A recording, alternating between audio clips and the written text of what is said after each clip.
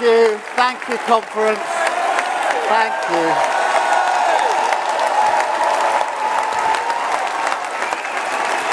Thank you, conference. Thank you. Thank you, conference. If he thinks that bothers me, he doesn't know me.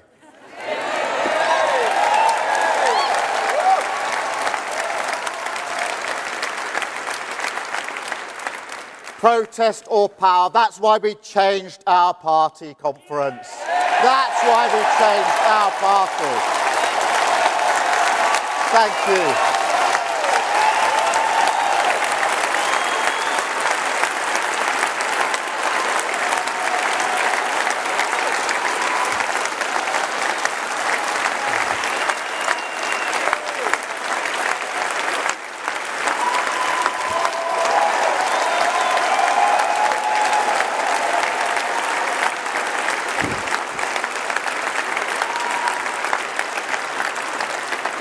And it was just as well it was me, because my wife's dress is really beautiful. Thank you, Marie, for those words. My mum would have loved to have been here and to have heard you saying those words. Thank you so much for doing me that honour. And thank you, conference.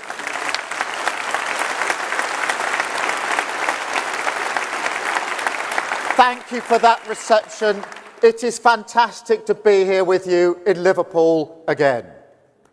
And now, before I get going, I know what you're thinking.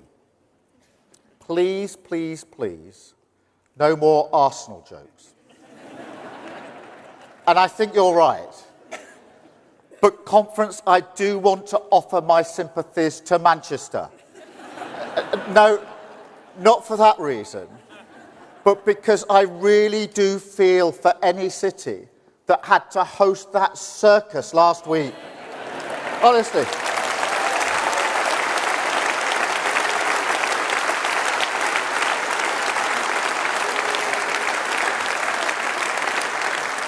What can you say about a Prime Minister who goes to Manchester to cancel Manchester's train line? The self-declared champion of motorists who had to borrow a car for a photo op. A man who keeps a very close watch on the cost of living crisis from the vantage point of a short-haul helicopter. Conference, I never thought I'd say this, but I'm beginning to see why Liz Truss won.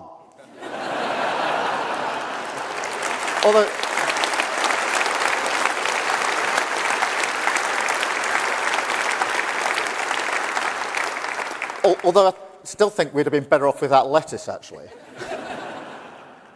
But it's been 13 years now. And what does Britain have to show for it? Where is their minimum wage? Where is their Sure Start? Crime down by a third, more students than ever, devolution, the shortest NHS waiting list in history, 500,000 out of child poverty, peace in Northern Ireland. I'm not going to do the whole list. I haven't got time. But isn't the contrast stark? 13 years of things can only get better versus 13 years of things have only got worse.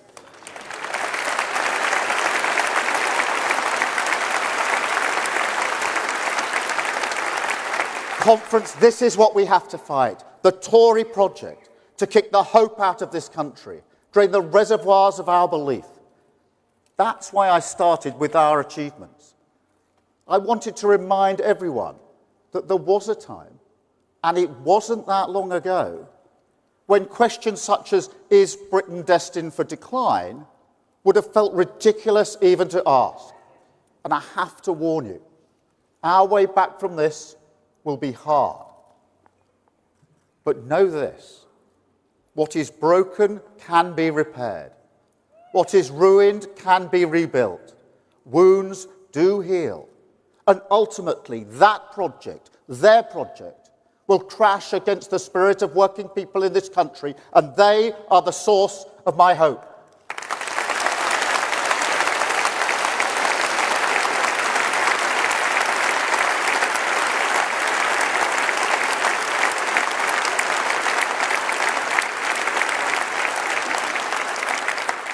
Because there are two stories of the past 13 years.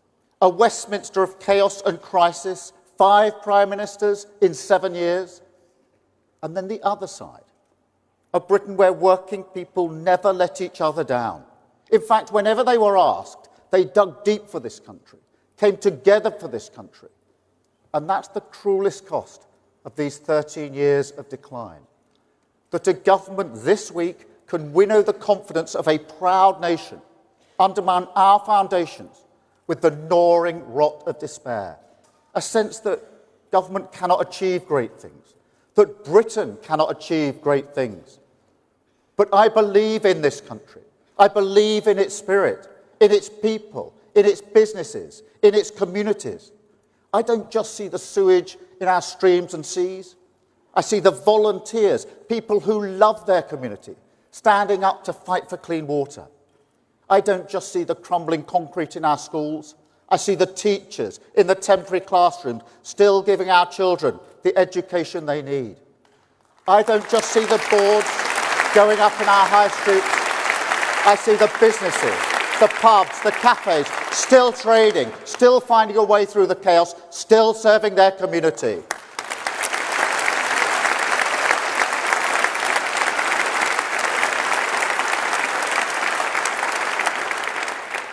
That's the real Britain Conference.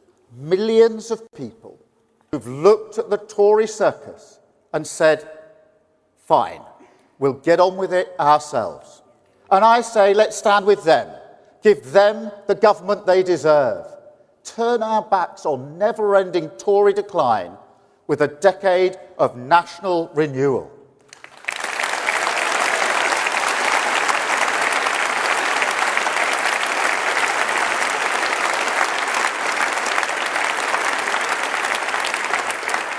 Do not doubt that the fire of change still burns in Britain. The question is whether it lives on inside Labour, and today we show it does.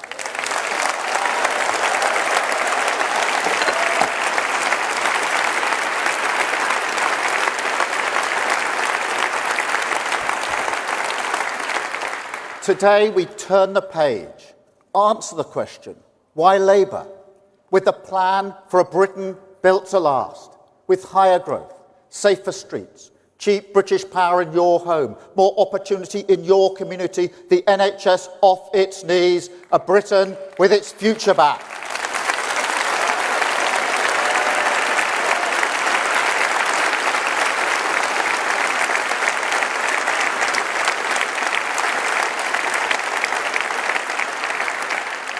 It will require an entirely new approach to politics, mission government, new priorities, totally focused on the interests of working people, 5 national missions, all fixed on a single-minded purpose, to govern for the long term, end the Tory disease of sticking plaster politics with a simple Labour philosophy that together we fix tomorrow's challenges today.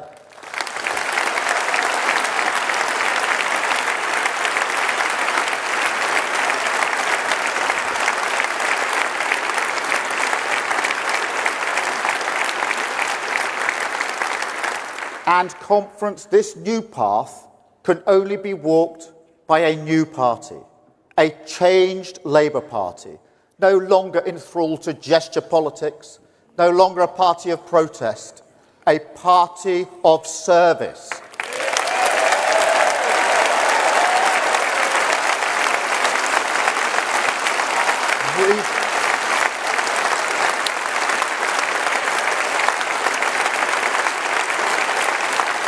Rebuilt, renewed, reconnected to an old partnership, a bargain, that we serve working people as they drive our country forward.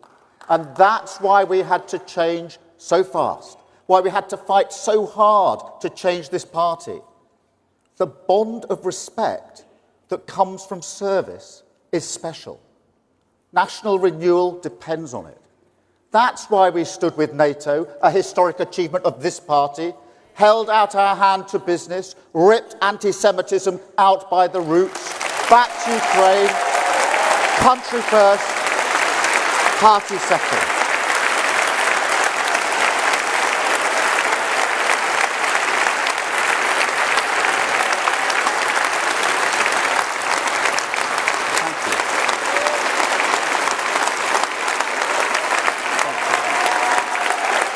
Thank you, conference. Thank you.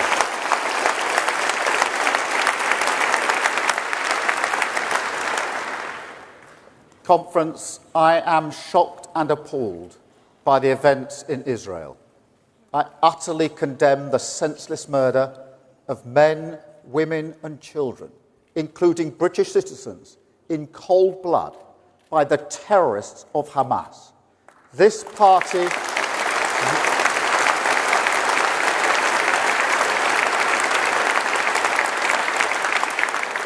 This party believes in the two-state solution, a Palestinian state alongside a safe and secure Israel. But this action by Hamas does nothing for Palestinians, and Israel must always have the right to defend her people.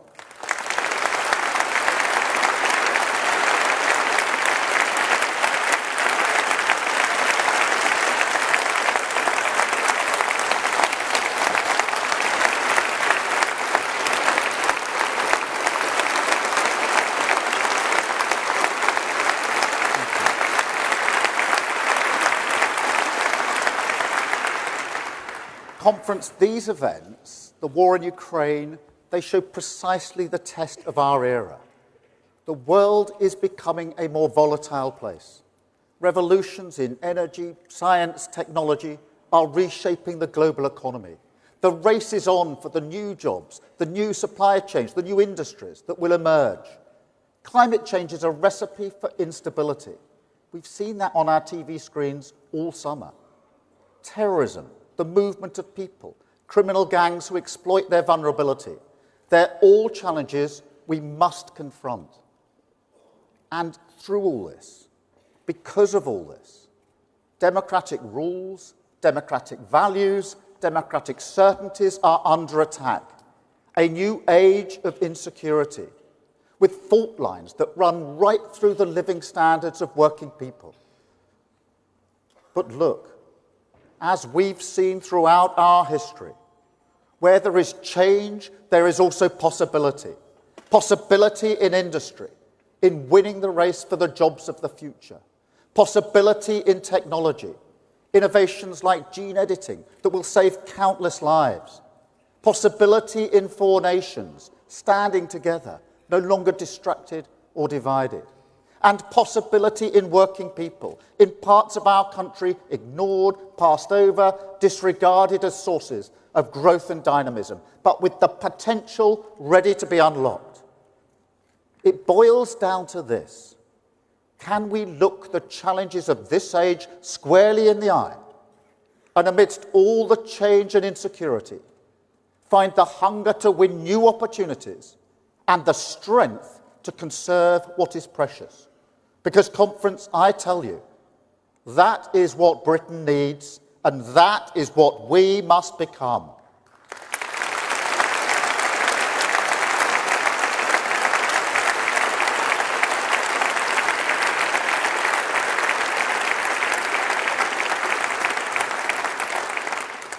People are looking at us because they want our wounds to heal, and we are the healers.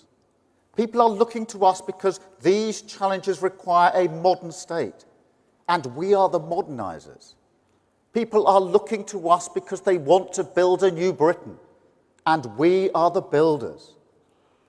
But they also look out at the chaos in the world and in Westminster, and they want to know, can we find that elusive path to an economy that serves their community? Can we deliver the rock of stability they need to move forward with their lives, shelter from the storm, and a passage to calmer waters? Because, conference, we should never forget that politics should tread lightly on people's lives, that our job is to shoulder the burden for working people, carry the load, not add to it. This year I went on holiday to the Lake District with my family. We were sitting in a pub near Windermere. I was eating fish and chips. Vic had the plant burger. You see, we don't focus group everything.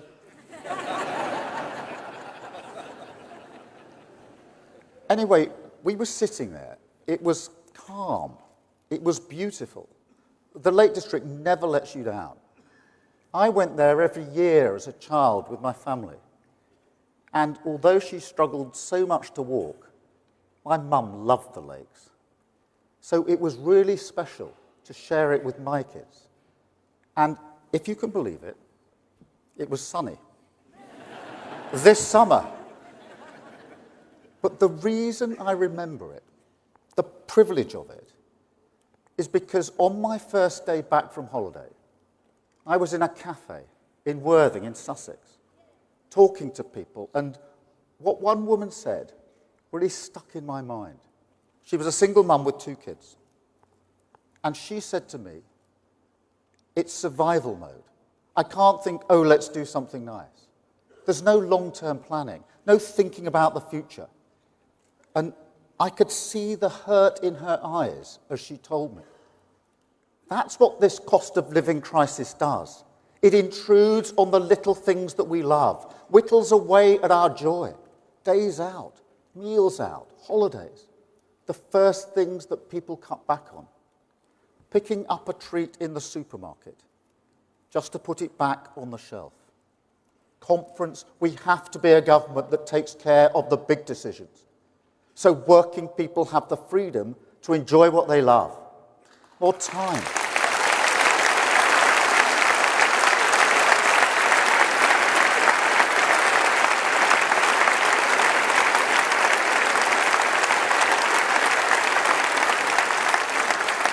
More time, more energy, more possibility, more life.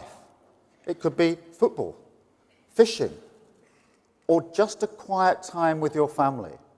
But we all need that conference. We all need the ability to look forward, to move forward, free from anxiety. That's what getting our future back really means.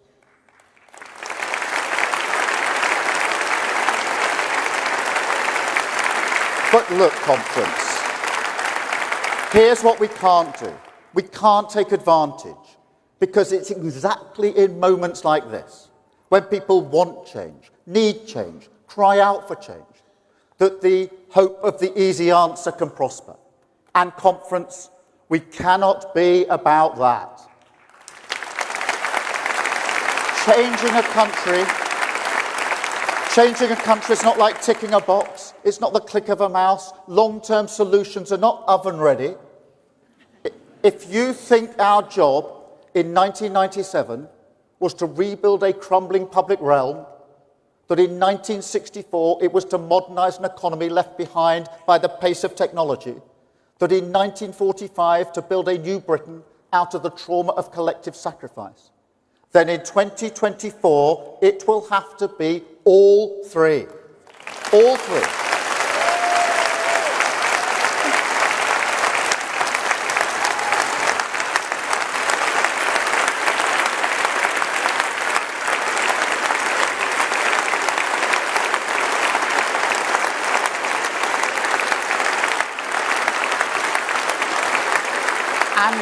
And conference,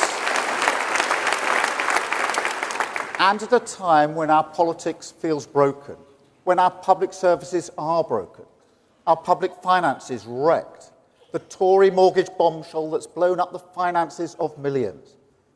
Nurses, teaching assistants, builders, drivers, shop workers, carers, people who never before missed a payment in their life, working harder than ever for the wage in their pocket, and who now find themselves walking a little more slowly past the food bank in their town. The age of insecurity loaded onto the backs of working people. But there's no magic wand here. A decade of national renewal. That's what it will take. We will need ambition, determination, patience, absolutely, but also bravery. Because it's brave to reject the hope of the easy answer, courageous to choose instead the hope of the hard road. But if we give Britain the certain destination, if we walk step by step with working people, bulldoze through the barriers in their way, lay secure foundations at their feet, mission government our guide, then yes, we can get our future back. So let's set the course. Let's get Britain building again. Take back our streets. Switch on great British energy. Tear down the barriers to opportunity. Get our NHS back on its feet.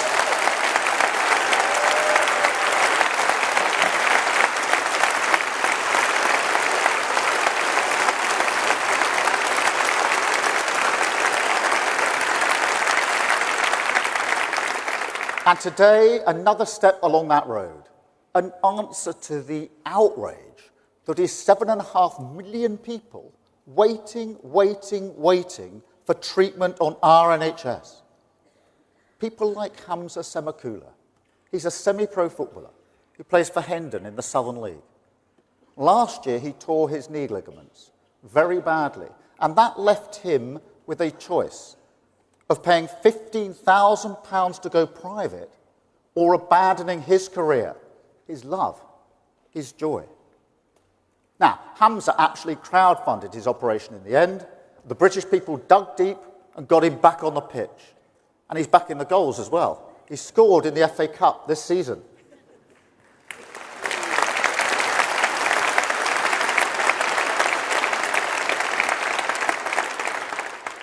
But honestly, how has it come to this?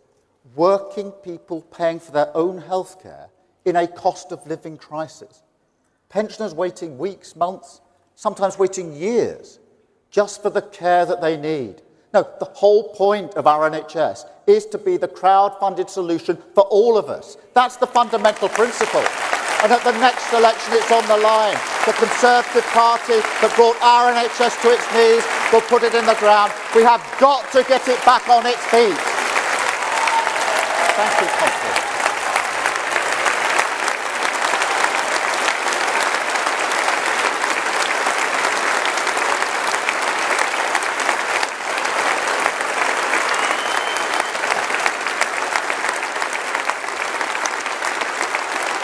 Thank you, Conference. Thank you. The non-dom tax status is a legal loophole that allows some of the richest people in the world to avoid paying tax in Britain. That's money we could invest in our NHS. That's always been our priority. And right now, the biggest challenge is cutting waiting lists. So we will invest that money in boosting capacity. We will get the NHS working round the clock, and we will pay staff properly to do it. More operations, more appointments, more diagnostic tests. You will be seen more clearly in an NHS clearing the backlog 7 days a week. But conference, do not doubt the hard road either. Because if all we do is place the NHS on a pedestal, then I'm afraid it will remain on life support. I know some people don't like the word reform, but I tell you now, there's no other option. We must be the government that finally transforms our NHS. We can't go on like this. We can't go on with a sickness service. We need an NHS that prevents illness, keeps people healthy and out of hospital in the first place. We must use technology to overhaul every aspect of delivery, move care closer to communities, deploy the power of artificial intelligence to spot disease quickly. Mental health treatment when you need it, we'll guarantee that. The 8 a.m. scramble for the GP appointment, we'll end it. Dangerous waits for cancer diagnosis, we will consign them to history. But conference, here's the bigger lesson. Because what is true of our NHS is true right across the board. We're not here to manage the shop. We're here to make government more dynamic, more joined up, more strategic, focused at all times and without exception on long-term national renewal. Mission government. It's not about size, it's about capacity. a more powerful engine, not a bigger car, a reforming state, not a checkbook state. Now, people will say, don't rock the boat. We've always done it like this. Is this really necessary? I've reformed a public service before. I know how it goes. But it's our responsibility to do it. And across our public services, the prize is huge. Because if we call time on wasteful police procurement, then we can have a community policing guarantee, more police in your town, fighting antisocial behaviour and taking our streets back. If we ignore the appeals for the status quo on private school tax breaks or outdated national curriculum, then we can have mental health staff in every school, more expert teachers in the classroom, more creativity, speaking skills, confidence, shatter the class ceiling at source. And if we want to challenge the hoarding of potential in our economy, then we must win the war against the hoarders in Westminster. Give power back and put communities in control. That's mission government.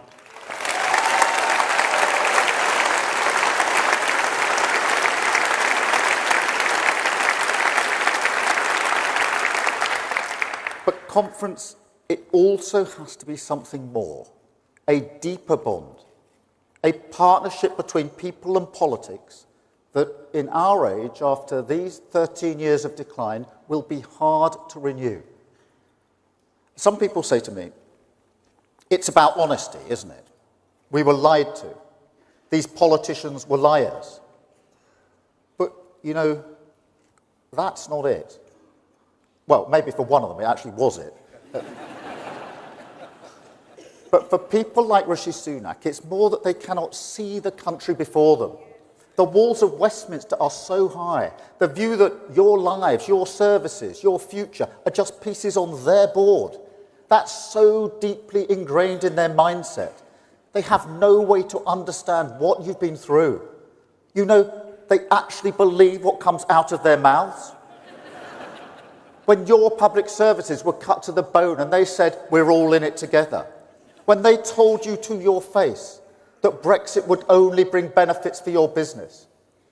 When they say now that they're taking tough decisions for you in this cost of living crisis, they've convinced themselves that this is what they're really doing. They can't see Britain, not your Britain, can't accept that every time your interests were on the line, they made you pay. But when it's people like them, they look after themselves. Rishi Sunak.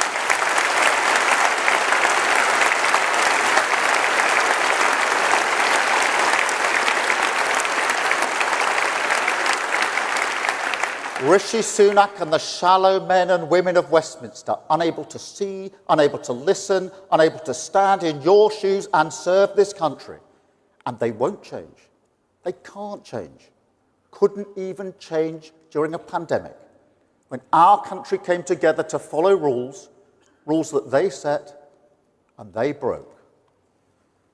Conference, my sister is a care worker. She was a care worker during the pandemic. 14-hour shifts, often overnight, unimaginable pressure. And the reward, a struggle every week, and I mean every week, just to make ends meet.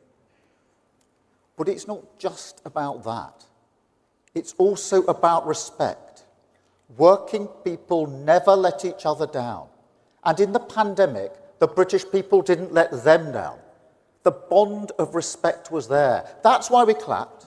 Britain knew exactly who was serving it in its time of need. And for me, that's the biggest frustration. Not the pitiful reward the government gave for that service, but also the countless missed opportunities to deepen that bond. Use it to change our country. Because I believe this country respects itself. I believe the British people respect each other. And I believe that if people see that respect, see that service in their politics, then they will commit to the mission of national renewal.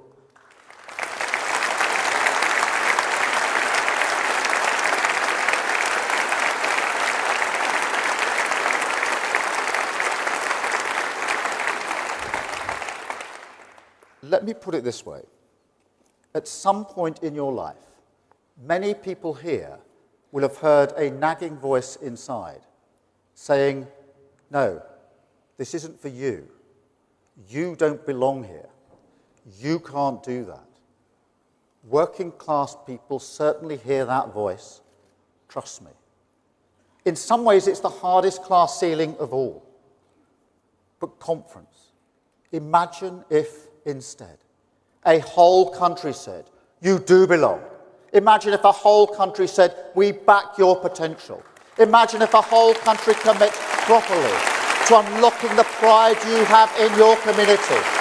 Then look what we could build.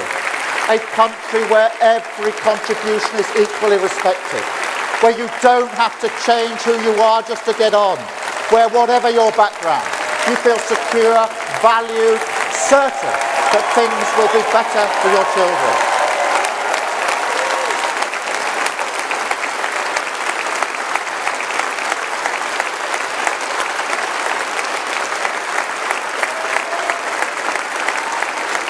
Thank you, Constance. Thank you.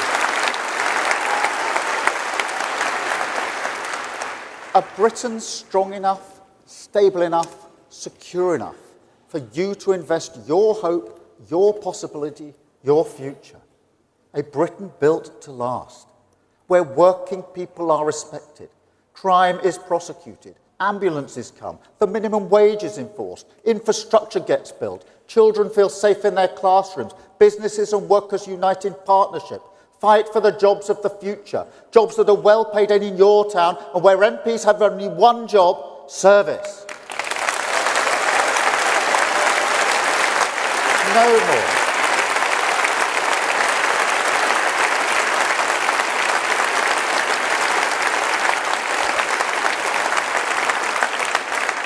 No more bonuses for people pumping sewage into our rivers. No more pensioners. No more pensioners freezing while energy firms make record profits. No more government contracts awarded by the back door. No more cleaners mocked as they scrub mess off the walls of illegal parties in Westminster.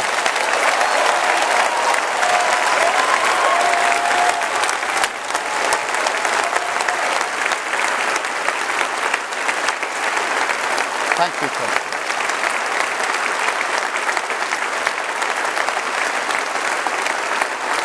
A future where we believe workers' rights are good for growth. Inequality corrosive. Communities should have a bigger stake. Climate change is an opportunity we can't pass up. Young people's aspirations must be met.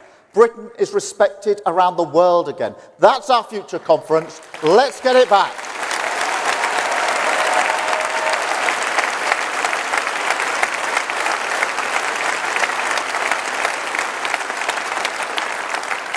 Because government can be a force for good. We can fight alongside working people in the name of justice and opportunity. That's why I came into politics. I've looked into the eyes of the people that we must serve at the Crown Prosecution Service in my work in Northern Ireland, and I've seen reflected back the knowledge that government can make or break a life.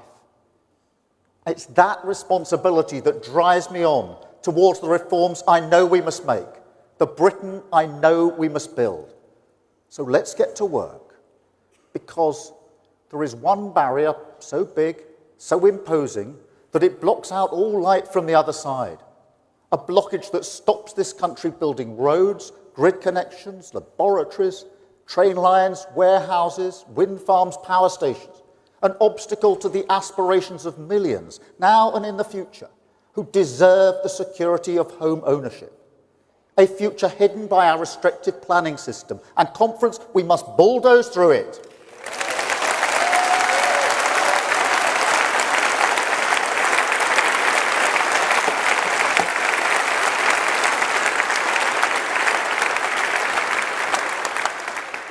We used to call it the dream of home ownership, didn't we?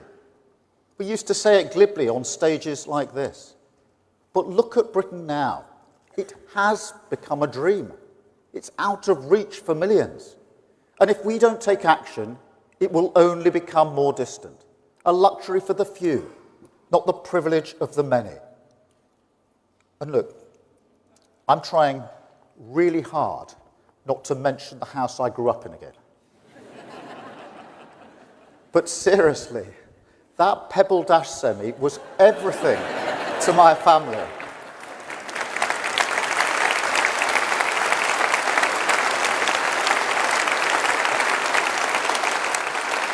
It gave us stability through the cost of living crisis in the 70s. It served as the springboard for the journey I've been on in my life. And I believe every family deserves the same. To have made that aspiration harder for working people, that's been a disaster for our economy and for the unity of this country.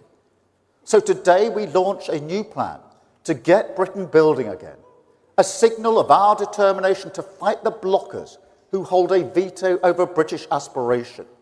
No more land bankers sitting comfortably on brownfield sites while rents in their communities rise. No more councils refusing to develop a local plan because they prefer the backdoor deal.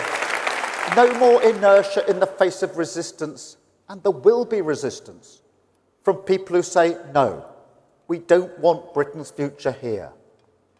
My message to them is this: a future must be built.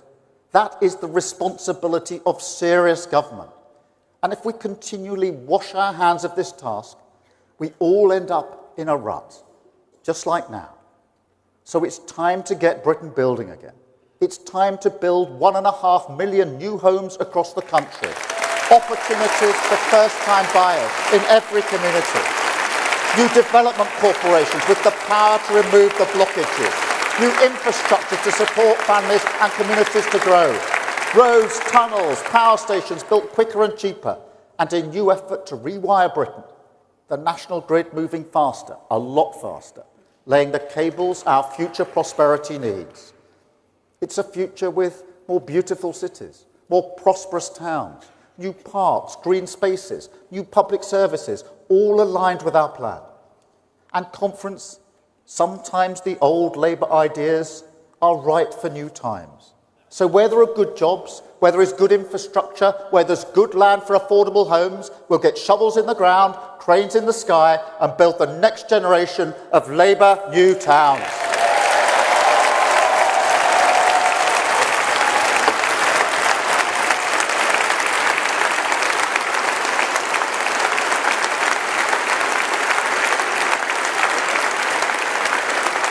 Thank you. Thank you, Conference. And no, this doesn't mean we're tearing up the green belt. Labour is the party that protects our green spaces. No party fights harder for our environment. We created the national parks, created the green belt in the first place. I grew up in Surrey. But where there are clearly ridiculous uses of it, disused car parks, dreary wastelands, not a green belt, a grey belt, sometimes within a city's boundary, then this cannot be justified as a reason to hold our future back. We will take this fight on. That's a Britain built to last.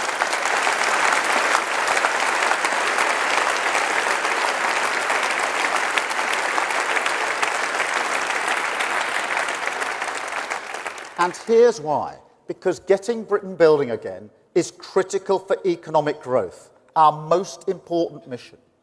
And also a means, a way to soften that hard road, deliver on national renewal, and escape the cost of living crisis permanently. And that is why this Labour Party will fight the next election on economic growth. An economy that works for the whole country is what the British people want.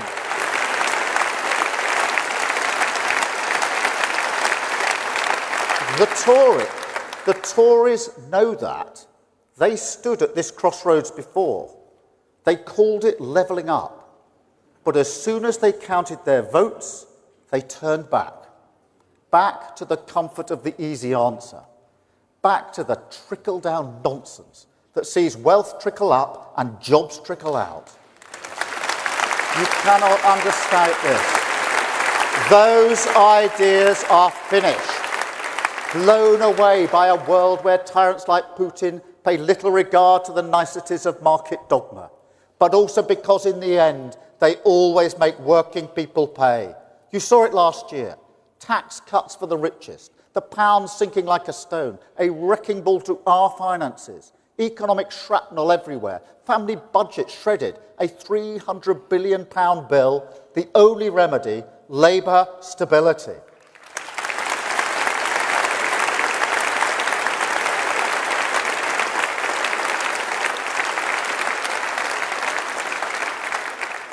You know, I never thought I would hear a modern Conservative Prime Minister say that 50% of our children going to university was a false dream. My dad felt the disrespect of vocational skills all his life, but the solution is not and never will be the levelling down of working class aspiration to go to university.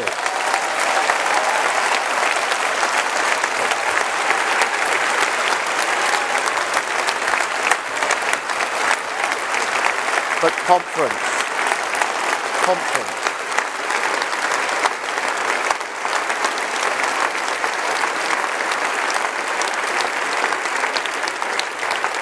But conference, this is the Tory mindset now. Don't solve problems, exploit them. So if you are a Conservative voter who despairs of this, if you look in horror at the descent of your party into the murky waters of populism and conspiracy, with no argument for economic change. If you feel our country needs a party that conserves, that fights for our union, our environment, the rule of law, family life, the careful bond between this generation and the next, then let me tell you, Britain already has one, and you can join it. It's this Labour Party.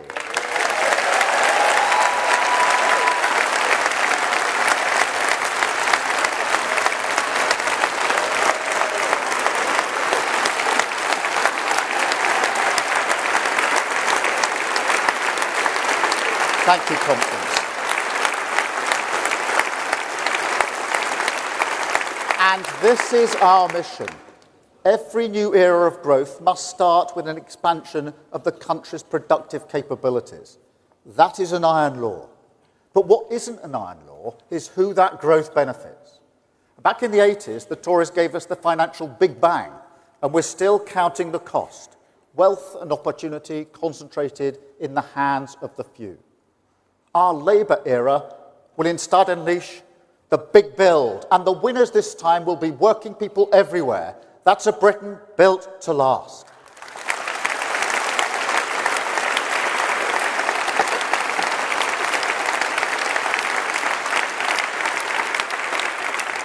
And conference, it is a new way. Unlike the Tories, we won't be dragged back to the easy answers. The barriers of dogma will not block our path.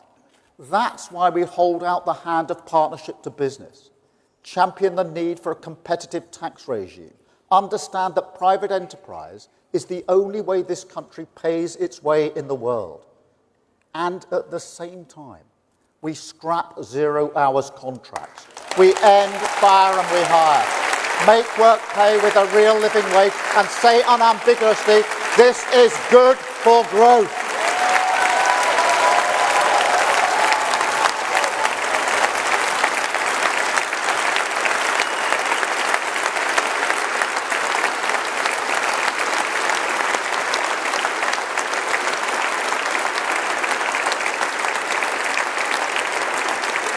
Conference, we say yes to sound money, yes to cutting waste and debt, embrace the need for stability. Fiscal responsibility is non-negotiable. And if investment can kickstart growth, if investment can save money in the long run, can protect jobs, create jobs, crowd in billions of private investment, then yes, we must get on and do it.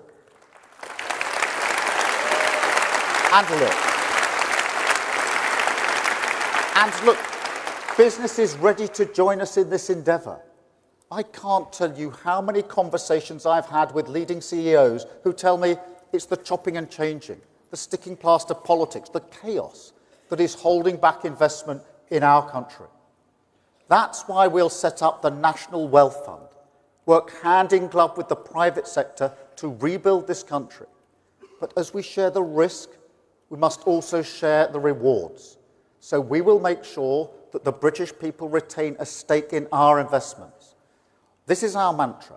The fight for the future must go hand in hand with the fight for every pound. That's a Britain built to last.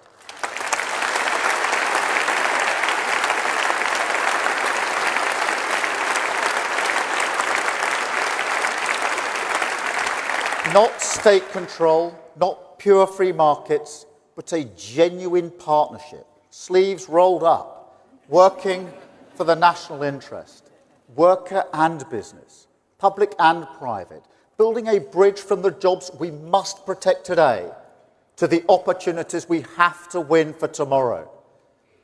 That's why the global crisis of the last 13 years have been so painful for Britain.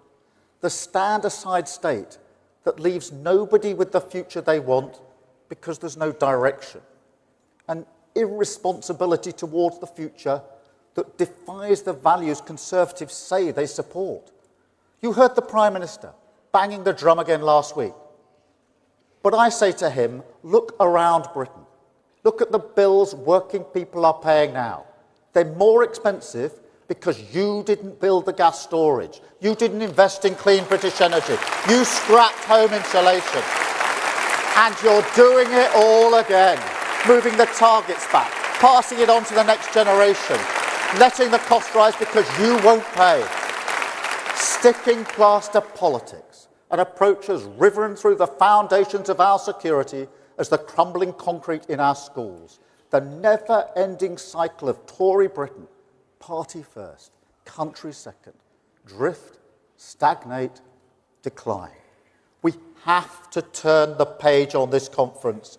Government must steer the ship on industrial policy. That's a crucial part of any plan for growth. So here's our strategy. Step one, our National Wealth Fund, standing with business, ready to invest in the critical infrastructure that we need, the battery gigafactories, the clean British steel, the ports that can finally handle large industrial parts, more growth, more demand, more jobs. Step two, long-term stability for researchers, investors, innovators, a real boost for life sciences and the automotive industry, and a British jobs bonus that will attract new investment to our industrial heartlands, from Bridgend to Burnley, the backbone of Britain, once again powering us towards national renewal. Step three, a new direction on skills, because a future must be trained as well as built.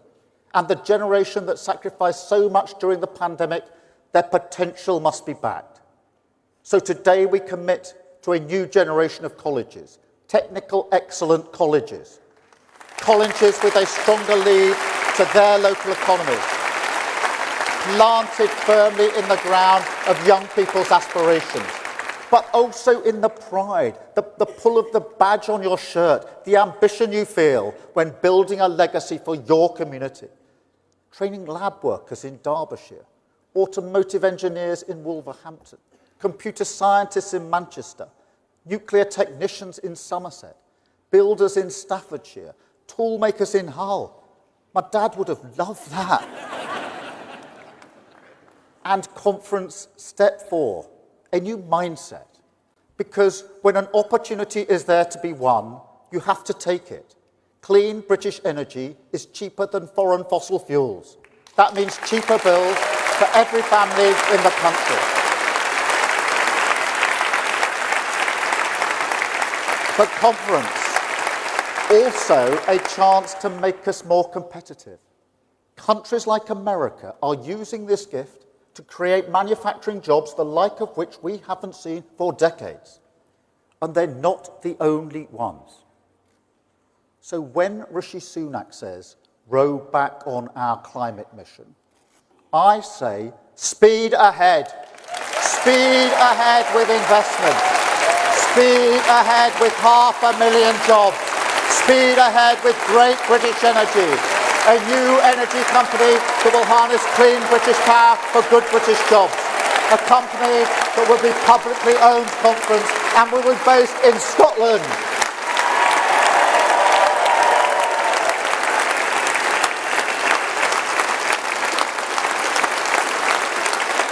Because conference,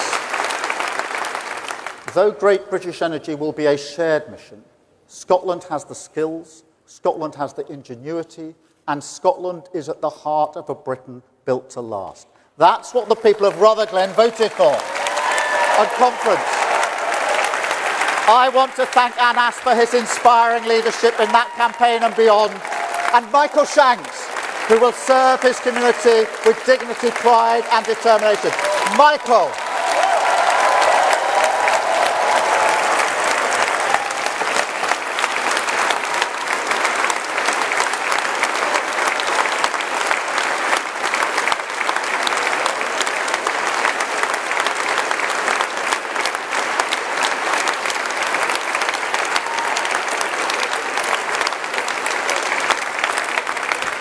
Conference. Scotland can lead the way to a Labour government, but be under no illusion. We must earn every vote. We must understand that the Scottish people are not just looking at us, they're also looking at Britain. The challenge of change remains. But nonetheless, for the first time in a long time, we can see a tide that is turning. 4 nations that are renewing. Old wounds of division, exploited by the Tories and the SNP, beginning to heal. So let the message from Rutherglen ring out across Britain. Labour serves working people in Scotland because Labour serves working people across all these islands. There's nothing more important, no distractions, no higher cause. That's who we stand for. What we stand for, our argument for Britain. An old partnership perhaps, but a flame now reignited to face a modern age of insecurity. A Britain once again united by the solidarity of working people, staring down the challenges of a more volatile world, fighting for our future together.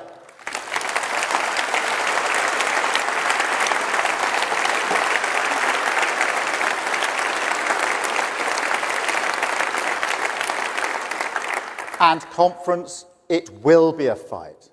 The SNP will regroup. Of course they will. Once again, they will wave away the lessons of history, try to present nationalism as a bridge to the world. We have to remind them it can barely provide a ferry out of the Hebrides.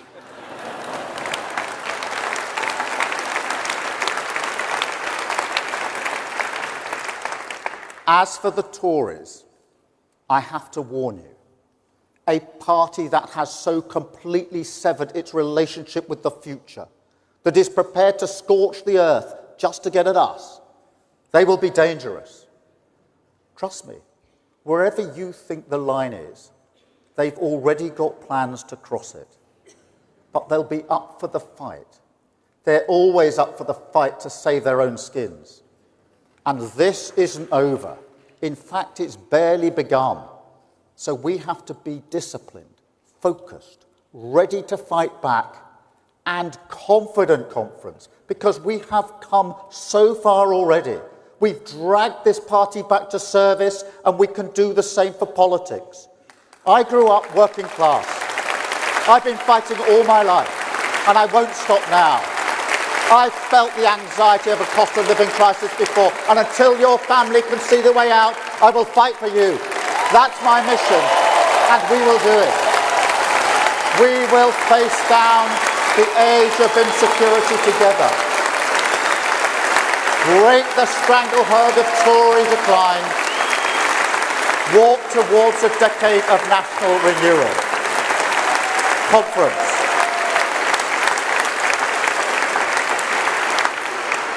Why Labour? Because we serve your interests. Why Labour? Because we will grow every corner of our country.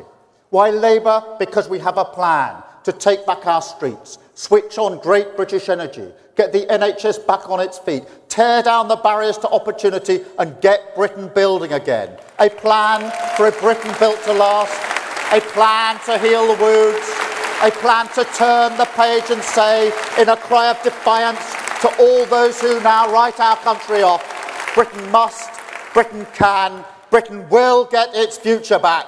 Thank you, conference. Thank you, conference. Thank you. Thank you.